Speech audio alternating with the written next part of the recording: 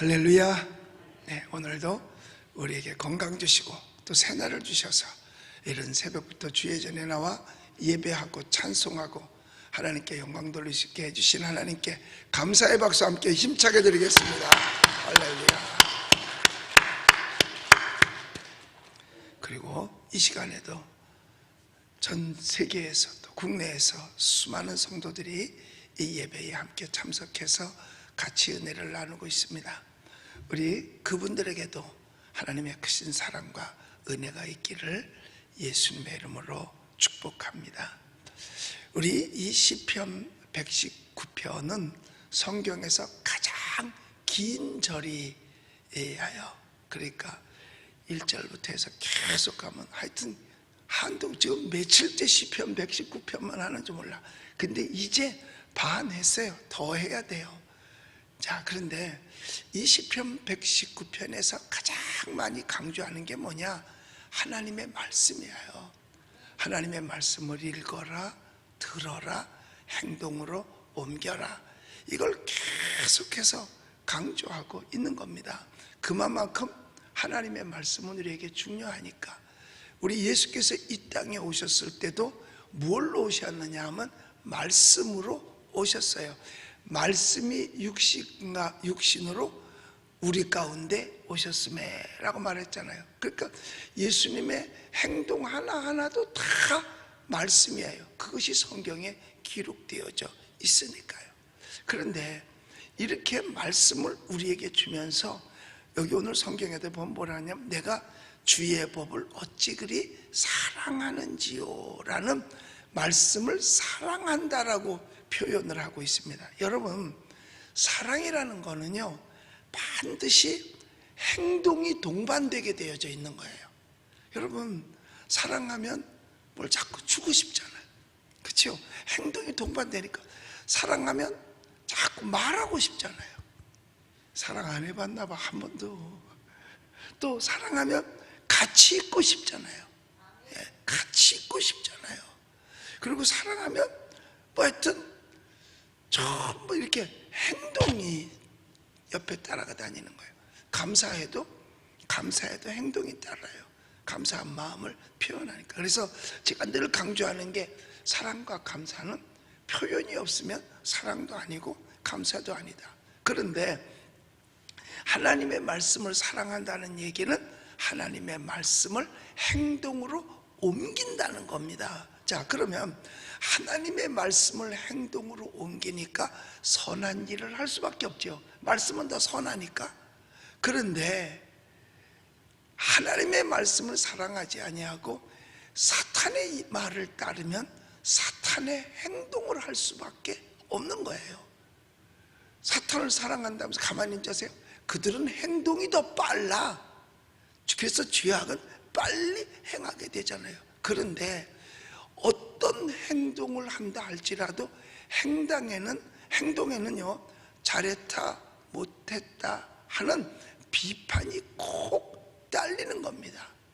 그 어떤 행동도 해도 된다, 하지 말아야 된다, 해야 한다, 절대로 하지 말아야 된다 하는 비판이 반드시 따르게 되어져 있습니다. 우리가 사랑의 쌀을 통해서 나눠준다. 그럼 사람들이 비판을 합니다. 뭐라고? 잘했다고.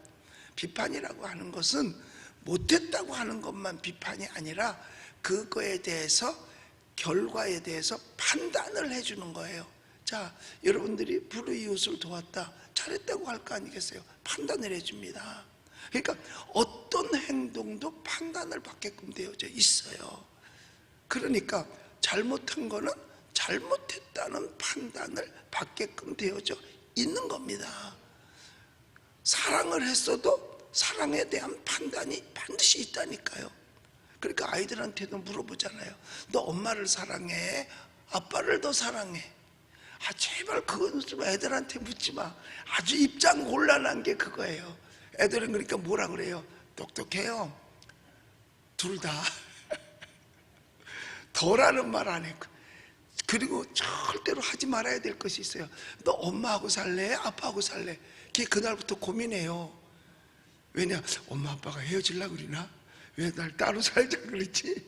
그러니까 그런 말을 안 물어보는 거죠. 아이들에게도 뭐 어떤 행동에 대해서 잘했다 못했다 판단이 있잖아요. 그런데 참 이 악한 일을 저지르는 사람들은요, 자기네가 저질러 놓고 말하지 말라는 거야. 이게 가장 힘든 거예요. 아니 생각해보세요. 요새 이 법이 계속 악법들이 나오잖아요. 뭐 동성애법, 뭐 낙태법, 그런 거를 해놓고 나서도 그거에 대해서 입을 열지 말라는 거예요. 행동을 했으면 판단을 받아야 되거든요.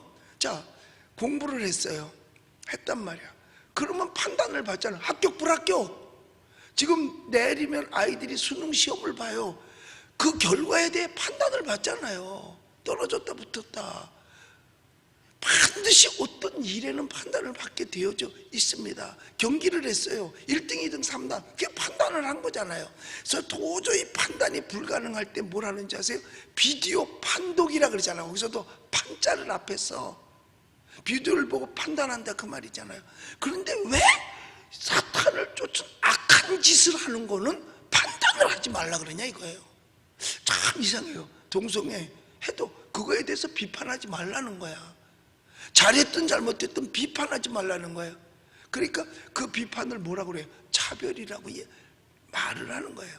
그러니까는 비판이라는 말을 싹 빼놓고 뭐라고 말하느냐? 차별이라는 말로 바꿔서, 차별 그러면 나쁘게 생각하잖아.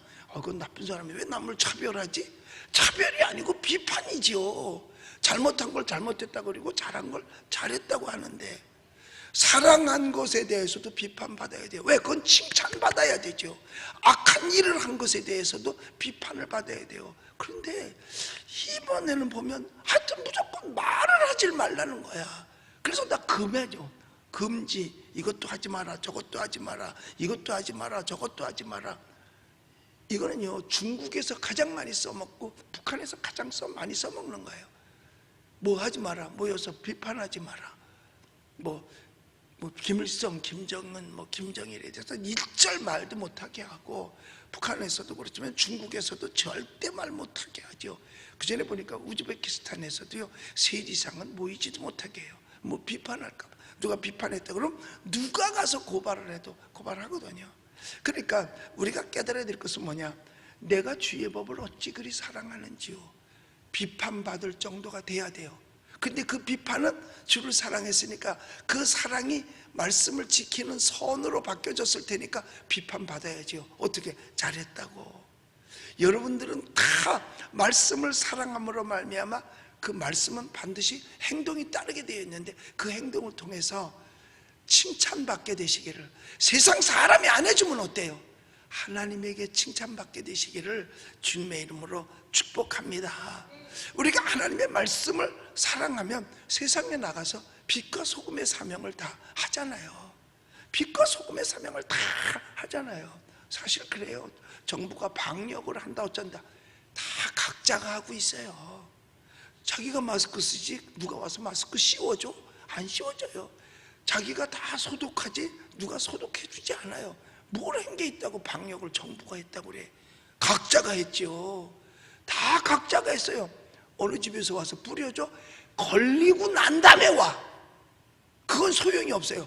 걸리기 전에 와서 다 해줘야지. 집집마다 와서 다 방구석까지 그냥 안방까지 그냥 다 와서 소독해주고 그래야 되는데, 아니요, 그냥 발표만 하지. 솔직히 방역은 각자가 하고 있어요. 정부가 칭찬받을 게 아니라 여러분이 칭찬받아야 돼요. 나는 얼마나 수시로 하는지 몰라. 막 이렇게 하고 막, 난 입에다도 뿌리잖아. 입 뼈를 땐 여기다 해놔. 남들은 다 그렇게 하는 줄 알아요. 여러분, 모든 행동에는 비판을 받게 되어 있습니다. 칭찬을 받든 잘못했다고 책망을 받든지, 그리고 잘했다든지 못했다든지, 이건 아니라 그러든지 그건 기라고 하든지, 이런 책망을 꼭 받게 돼 있어요. 그걸 하지 말라고 하는 게 뭐냐? 그게 공산사회주의로 가는 겁니다. 그래서 공산주의들이 제일 많이 쓰는 단어가 있는데 그게 금지라는 단어입니다. 이것도 하지 마라, 저것도 하지 마라, 금지. 그런데 우리는요, 어차피 받을 비판, 이 땅에서 소금과 빛의 사명, 뭘 해서? 말씀 들어서 그 말씀 가지고 소금과 빛의 사명을 하면 반드시 비판을 받되 좋은 비판을 받게 될 줄로 믿습니다. 그런데요, 나쁜 걸 하면 그렇게 비판을 해도요, 교회가 아무리 좋은 일을 해도요 말을 안 해. 그건 또 별로 인정을 하려고 하지 않아요. 왠지 아세요?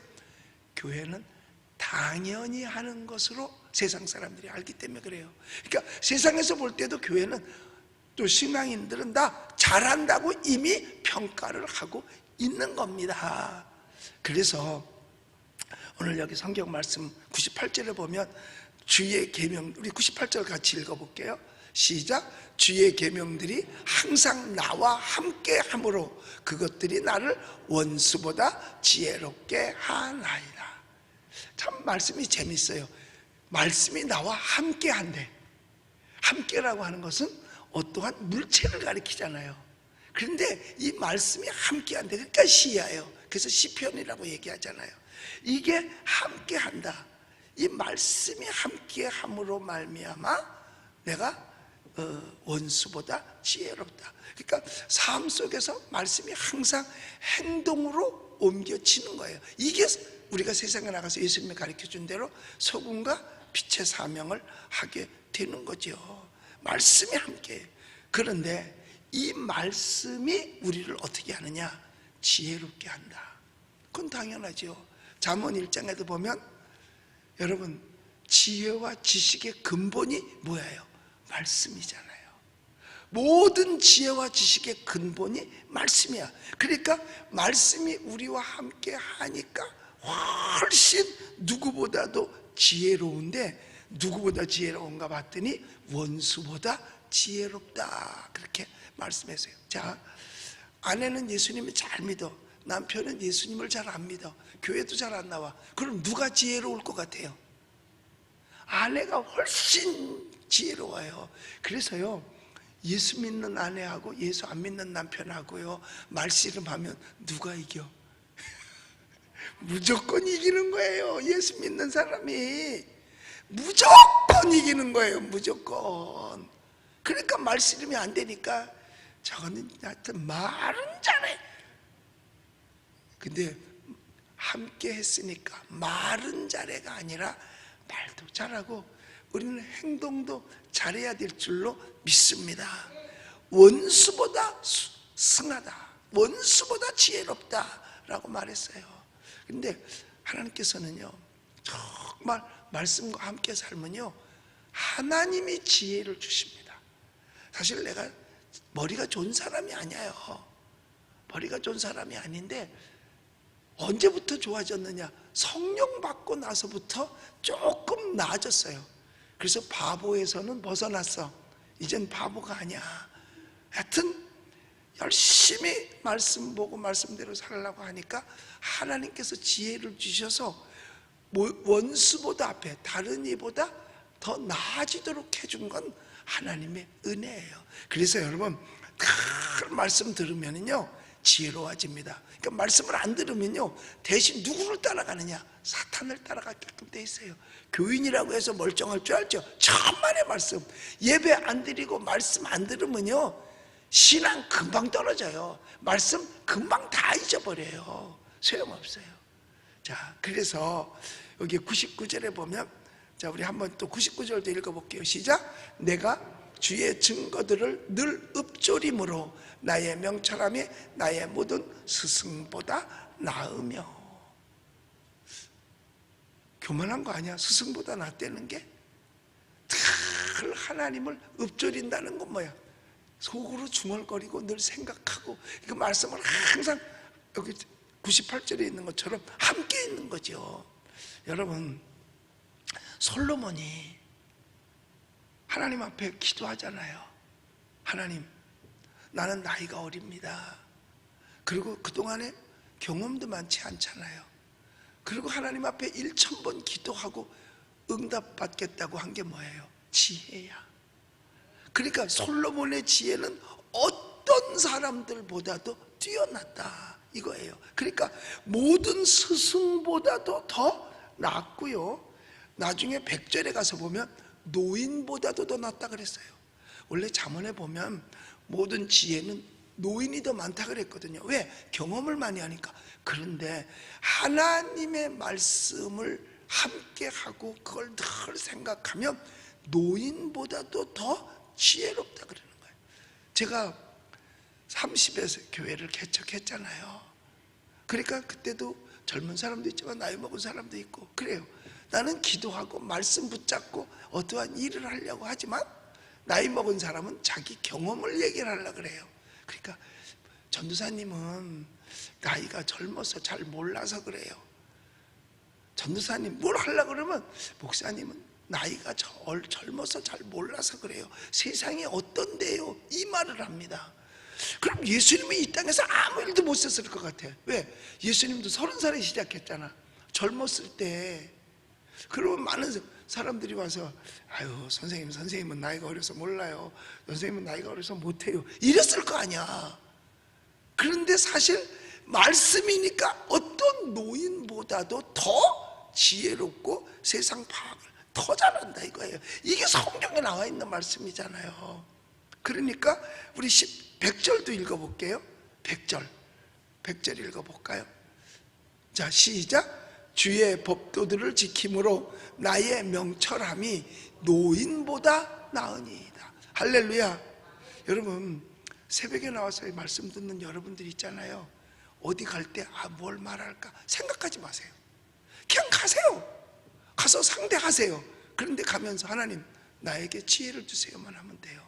그럼 하나님께서 말할 거를 다 생각나게 해주시고요, 말할 수 있도록 술술술술. 아유 아침부터 술 얘기를 해서 안 됐다.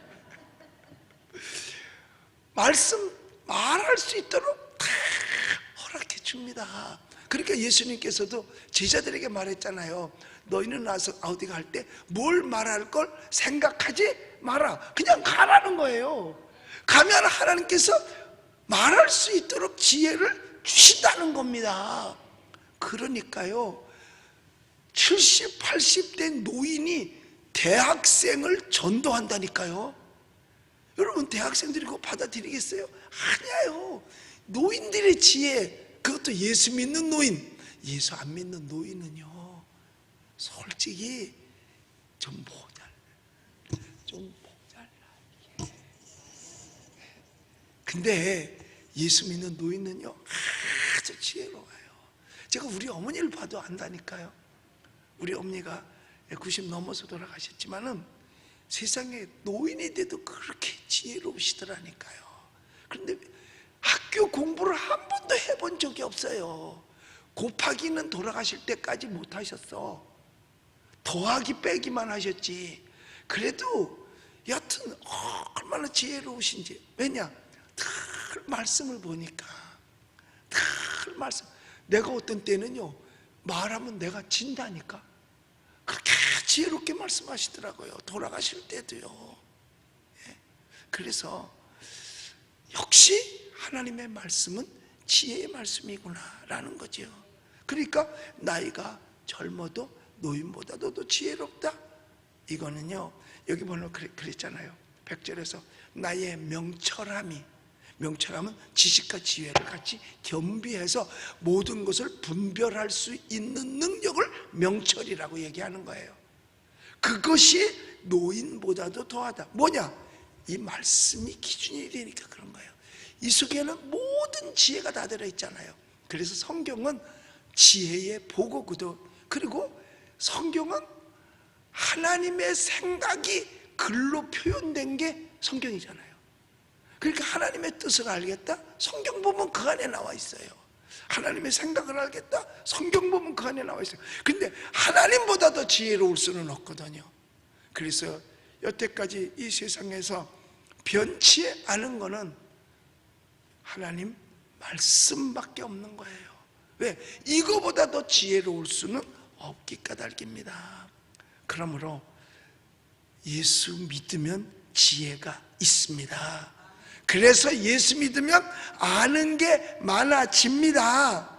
그래서 예수 믿으면 세상 돌아가는 것을 압니다. 그래서 예수 믿으면 죄와 멀어집니다. 그리고 예수 믿으면 내가 할 일이 뭔지 압니다. 예수 믿으면 믿음의 행진을 합니다. 할렐루야. 그래서 예수 믿으면 하나님의 말씀을 듣기 까닭에 지혜로워서 이 세상을 이기면서 사리분별을 하면서 승리의 삶을 살 수가 있는 것입니다. 단 예수 믿어 지혜로운데 말만 잘하면 안 돼요. 말은 잘해서 안 돼요. 우리는 반드시 행함으로 옮겨서, 여러분 하나님의 말씀을 사랑한다, 하나님을 사랑한다, 그러면 뭐 해야 돼요? 행동이 따라야 되는 거죠. 우리는 말씀대로 선한 행실을 통해서, 그래서 너희 착한 행실로 아버지께 영광을 돌리게 하라 라고 하신 예수님의 말씀을 생각하면서 여러분 하나님을 사랑하는 그 모습이 여러분에게 행동으로 나타나서 하나님께 꼭 영광 돌리게 되시기를 예수님의 이름으로 축복합니다. 기도하겠습니다.